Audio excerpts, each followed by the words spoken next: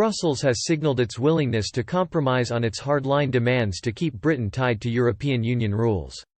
Diplomatic sources have suggested the bloc's negotiators could soften their stance on demands that the UK should continue to follow EU state aid rules.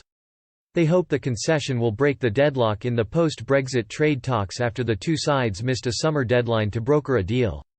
Michel Barnier, the EU's chief Brexit negotiator, has previously claimed he is ready to explore creative solutions because of Boris Johnson's opposition to remaining under the watch of the European Court of Justice.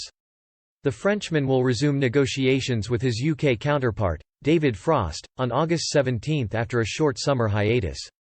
Both sides have failed to reach an agreement on the so-called level playing field and future access to Britain's fishing waters.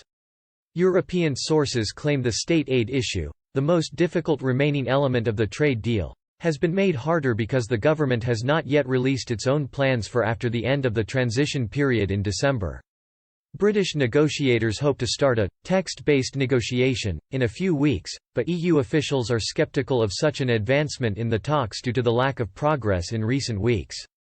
An EU source told Express, "There's much left to solve for August, we need to get somewhere meaningful on fish and the level playing field." The bloc has previously demanded that the UK dynamically aligns to its state aid rules, and agrees not to slash workers' rights and environmental standards as the price for access to the single market. But Mr Johnson has said the UK must be able to decide its future rules for itself after the end of the year. EU diplomats believe, easing the state aid demands could unlock the talks, which they fear could end without an agreement if they don't soften their position. Officials in Brussels could accept a dispute settlement mechanism to police the UK's future access to EU markets. The room for compromise lies in something that will let the UK decide on its own since, regaining sovereignty, is such a big Brexit thing, one diplomat said. We would reserve the right to decide on any consequences vis-a-vis access to the single market for UK companies as a result. A second source said Britain would need to agree on a broad outline for its company subsidies policy with Brussels. There must be a solid framework with independent oversight, the diplomat said.